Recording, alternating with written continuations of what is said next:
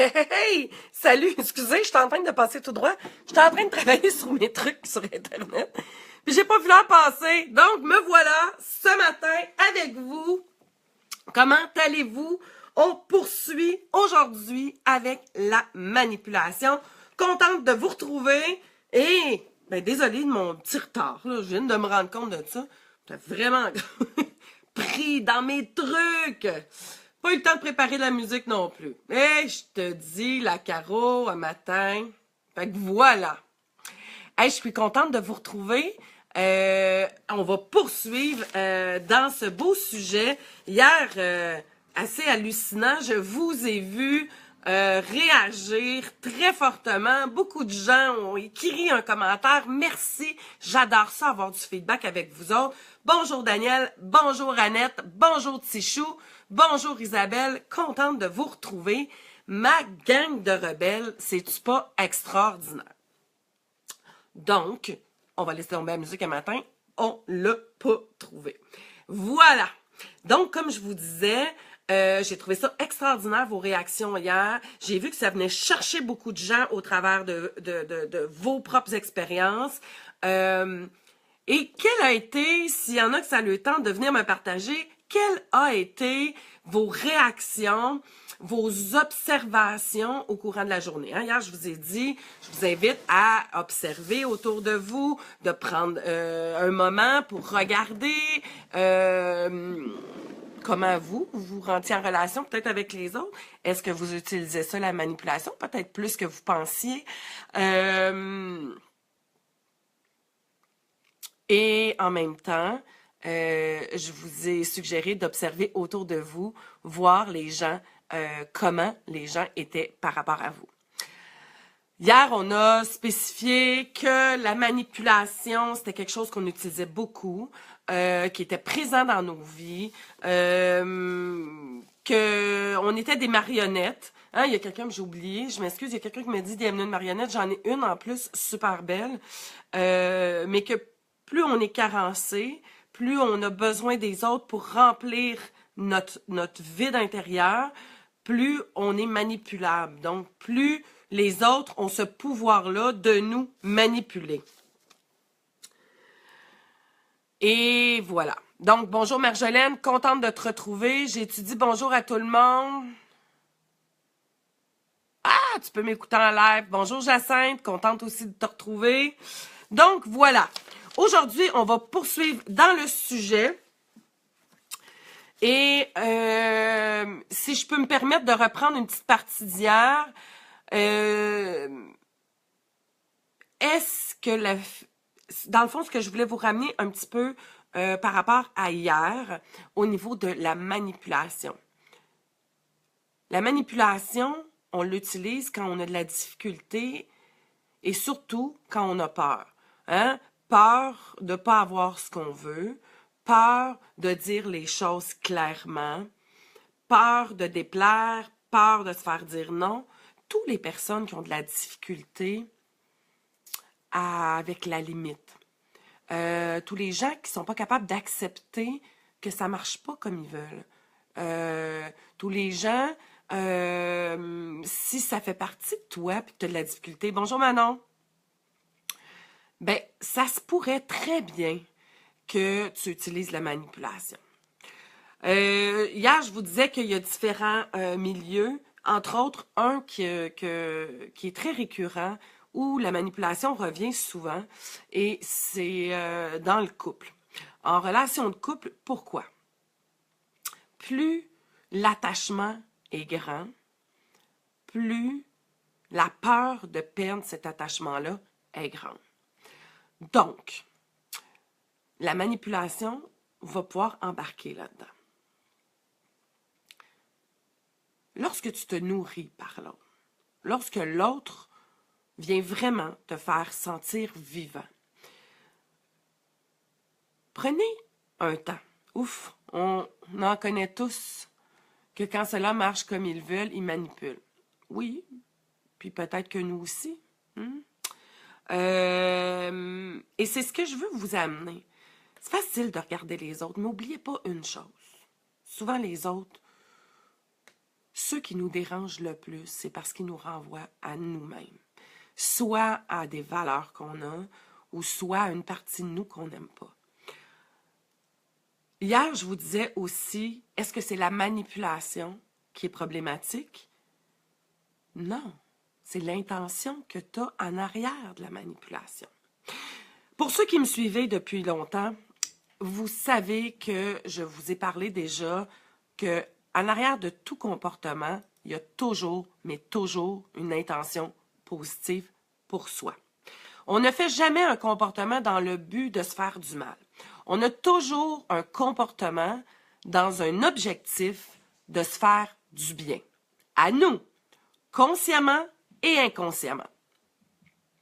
Donc, à la base, la manipulation, lorsque tu utilises la manipulation, le chantage émotif, lorsque tu utilises les faiblesses peut-être de l'autre en avant de toi pour obtenir ce que tu as besoin, l'objectif, pour toi, elle n'est pas négative. Ton objectif, c'est pas de dire « Ah, je vais manipuler l'autre » dans un objectif d'y faire du mal. Non, non. Tu penses à toi.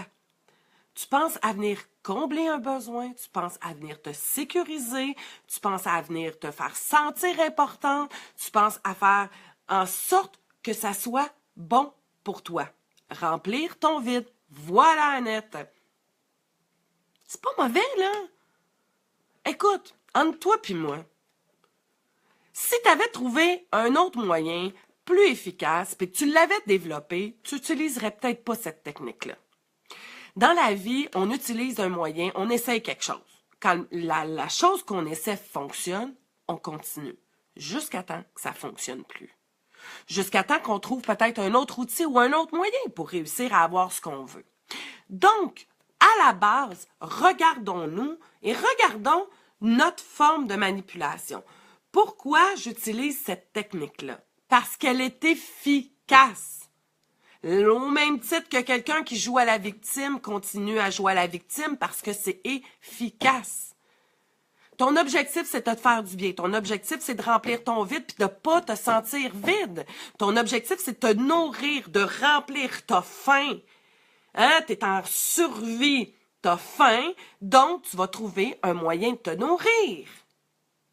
Est-ce qu'on peut en vouloir à un père de famille d'aller voler à l'épicerie pour nourrir sa famille s'il n'y a plus d'autre option que celle-là? On peut-tu dire « Hey, c'est épouvantable, il devrait laisser crever ses enfants de faim! » Mais non! Hein, on va se dire « Ah, c'est peut-être pas la meilleure affaire à faire. » Mais my God, c'est un père de famille, il a une bonne intention. Il veut pas laisser mourir ses enfants de faim. Ben voilà. Et c'est la même chose par rapport à toi.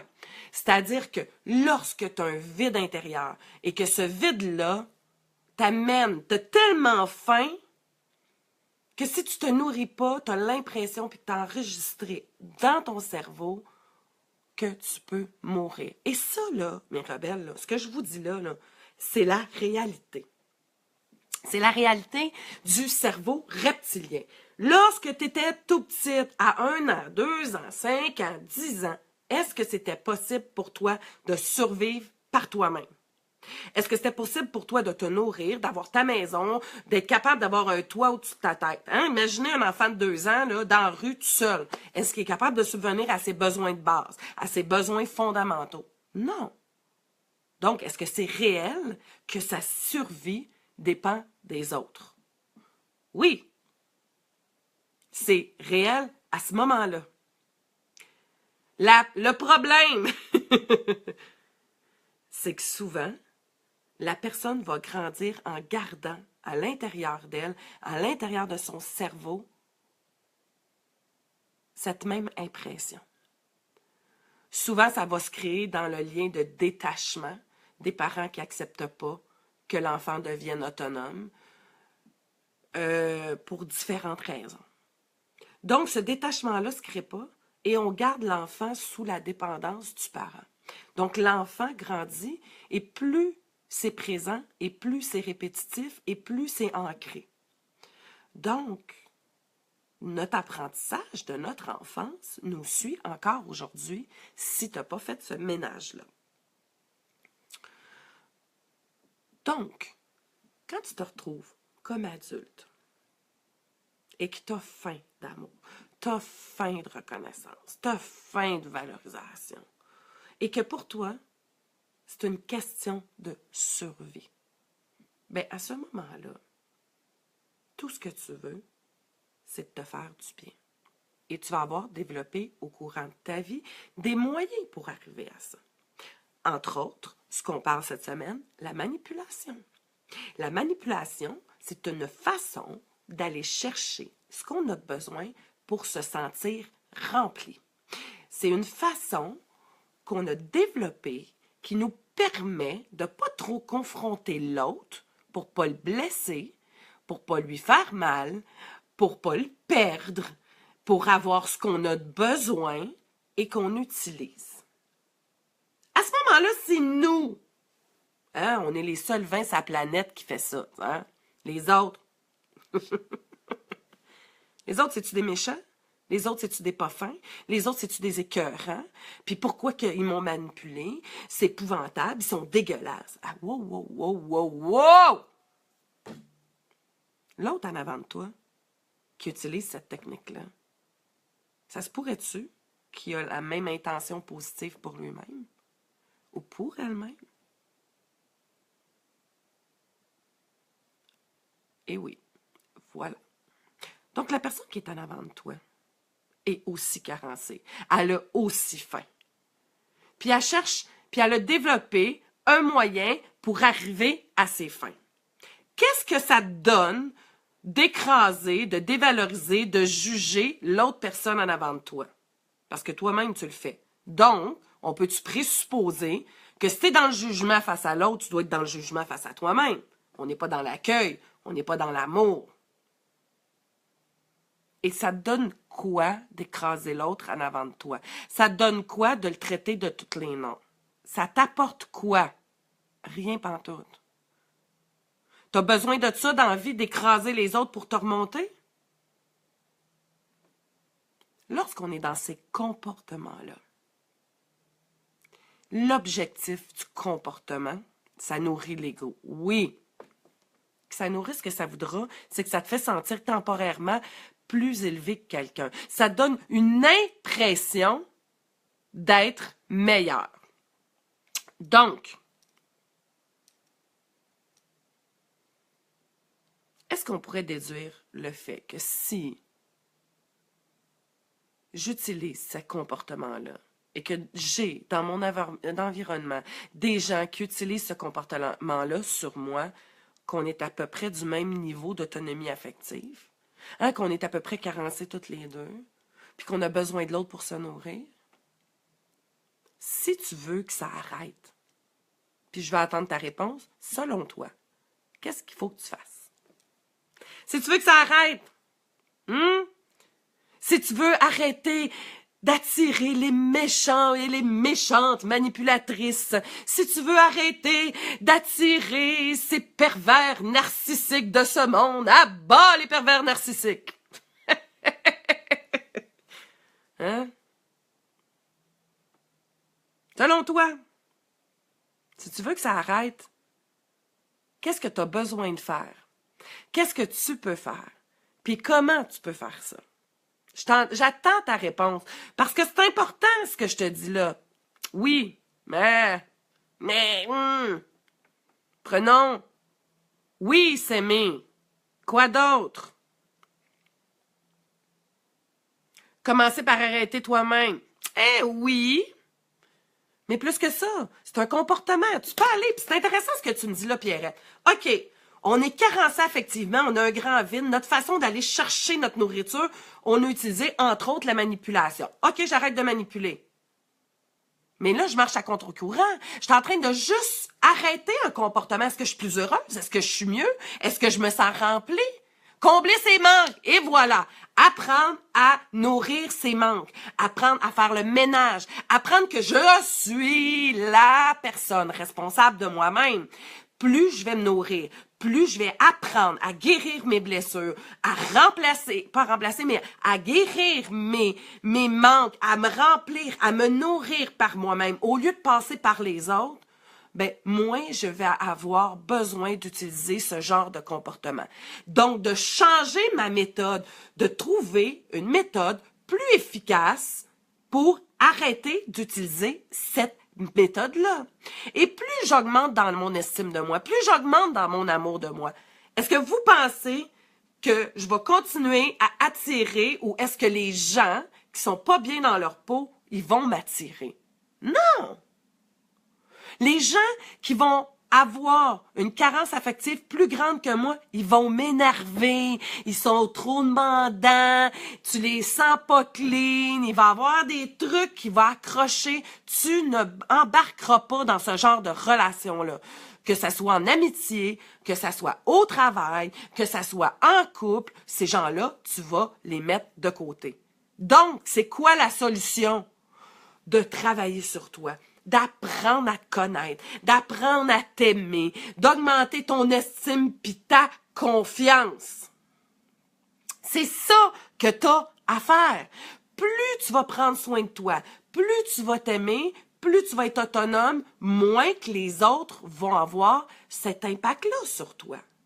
Donc, est-ce qu'en jugeant l'autre, est-ce qu'en écrasant les autres, en traitant les autres qui manipulent autour de toi, tu t'aimes? Non. Est-ce que tu es dans une énergie d'amour, une énergie d'accueil? Non. Plus tu es dans des pensées négatives, plus tu génères du négatif. Lisez les syndromes de Tarzan? Oui, tout à fait. Tu as bien raison, Karine. C'est un livre que j'ai lu sur la dépendance affective. Il y a juste un petit bémol, je trouvais qu'elle clashait beaucoup sur les hommes. Beaucoup plus que... C'est-à-dire que j'ai senti à un moment donné, moi, c'est ce qui m'a énervé dans son livre, j'ai beaucoup aimé, là, il y a beaucoup de bonnes choses là-dedans, mais je trouve qu'elle met la responsabilité beaucoup sur l'autre à certains moments. Mais bon, ça, c'est mon humble opinion. Donc, la manipulation, c'est une... OK, qu'on parle de la manipulation, qu'on parle de l'affirmation, qu'on parle de l'impulsivité, qu'on parle de l'agressivité, qu'on parle que tu sois un sauveur, une victime, ce sont tous des comportements qui nous permettent d'aller chercher ce qu'on a de besoin pour se nourrir. Je prends un moment pour vous lire. Isabelle, oui, j'ai changé, mais comme j'ai déjà dit, les autres dans ma famille trouvent que j'ai tellement changé qu'on dirait me reconnaissent plus. La personne qui me disait « conne », tout le monde, je suis pas capable de lire le reste, malheureusement. Mais ce que je veux dire, regarde, Isabelle, accueille, accepte. Puis je le sais que dans le changement, c'est difficile. Parce que ça fait plusieurs fois que je t'entends dire ça. Et tu peux pas changer, puis tu peux pas demander aux autres de t'accepter.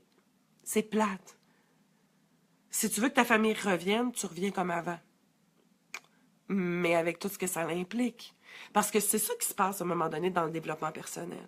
Hein, on change, on se modifie, les gens autour nous reconnaissent plus. Et là, c'est là où on a un choix à faire. La semaine passée, pas la semaine passée, hier, je vous disais ça. C'est évident que tu vas faire un ménage autour de toi. Hier, il y en a dit, oui, mais tu fais le vide. Ah, oui, tu fais le vide pour laisser d'autres gens rentrer. Et c'est souvent à ce moment-là que j'ai vu que les gens vont retourner de bord, vont retourner dans leur comportement. Parce qu'il y a un des besoins fondamentaux, c'est le lien d'appartenance. On a besoin d'appartenir, on est des gens de meute. Hein? Les humains sont des bêtes de meute. On a besoin de faire du détachement, oui. Et voilà.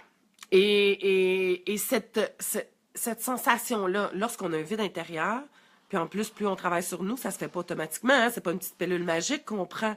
Et cette sensation-là de vide, lorsqu'on travaille sur nous, on devient de moins dépendant des autres, on devient plus autonome, donc on change les règles du jeu. Les gens autour de nous les savent pas, ces règles du jeu-là. Donc, il y en a qui vont vouloir embarquer avec toi, qui vont s'adapter, qui vont te trouver lumineuse, qui vont te trouver rayonnante et qui vont avoir envie. Puis d'autres, non. Voilà. Puis en même temps, on apprend. Hein, moi, ma relation avec ma mère, elle a été difficile pendant longtemps, jusqu'aux journées où je l'ai acceptée comme elle était. Et que j'ai accepté quand j'allais la voir, que ma mère, elle avait ses façons de faire, ses façons d'agir, que j'étais prête à tolérer la façon qu'elle était. Et elle a accueilli aussi comme j'étais. Et toutes les deux là-dedans, on se regarde, puis on se dit, on s'aime, pas trop souvent, pas trop longtemps, et c'est très sincère. Et c'est rempli d'amour. Mais on a accepté toutes les deux qu'on avait nos propres limites et qu'on s'est acceptés les unes comme les autres. Tous les êtres humains sont magnifiques. Tous les êtres humains sont en apprentissage. Et c'est ça qui est extraordinaire. La journée où tu es capable d'accueillir l'autre dans ce qu'il est. Puis quand je dis accueillir, là, je te dis pas qu'il faut que tu acceptes de te faire écraser, de te faire traîner dans la boîte. No way, là. On apprend dans la vie à se faire respecter puis à se respecter. Mais d'accueillir sans tomber dans le ressentiment, sans tomber dans la vengeance, sans tomber dans cette colère-là, cette frustration-là, ben, ça veut dire que tu as fait un grand pas par rapport à ton accueil. Si on a trié des personnes, c'est qu'elles n'étaient pas totalement bonnes pour nous. Tout à fait. Pierrette, on ne peut pas changer l'autre, juste accepter nos différences. Voilà, Pierrette, tout à fait, tu as tout à fait raison. Donc, aujourd'hui, la manipulation, je veux que tu ailles voir. Qu'est-ce que tu essaies de faire de bien pour toi en utilisant cette technique-là? Qu'est-ce que tu essaies de faire de bien pour toi en utilisant ce comportement? C'est une méthode. Tu as développé cette méthode-là, comme la majorité des êtres humains, celle de la manipulation, pour obtenir ce que tu as besoin. Et je te dirais, quand tu t'aimes pas vraiment, par où commencer? Oh, ben France, peut-être de regarder à trouver quelqu'un qui va te guider dans ça. Parce que oui, ça peut paraître gros au début. Hein? Le fait de ne pas s'aimer, il y a des raisons. Comment tu peux pas aimer la personne extraordinaire que tu es? On part de là. Hein? De te dire, voyons donc, pourquoi je m'aime pas? Vraiment, là. Hein? Pose-toi la question, France. Pourquoi je m'aime pas? J'ai-tu raison de ne pas m'aimer? Vraiment. Et parfois, d'avoir quelqu'un qui peut te guider, ça peut vraiment t'aider. Donc, si jamais tu as envie, tu as juste à me faire signe en privé, on pourra discuter puis regarder des services que j'offre pour pouvoir te guider dans ce beau travail de développement. C'est un beau chemin. Tellement un beau chemin. Donc, voilà. Fait que donc, aujourd'hui, découvrez l'intention positive que vous avez en arrière de la manipulation et observez, continuez d'observer autour de vous et d'accueillir ce qui se passe autour de vous, d'accueillir les gens, d'accueillir leur comportement dans l'amour, bienveillance.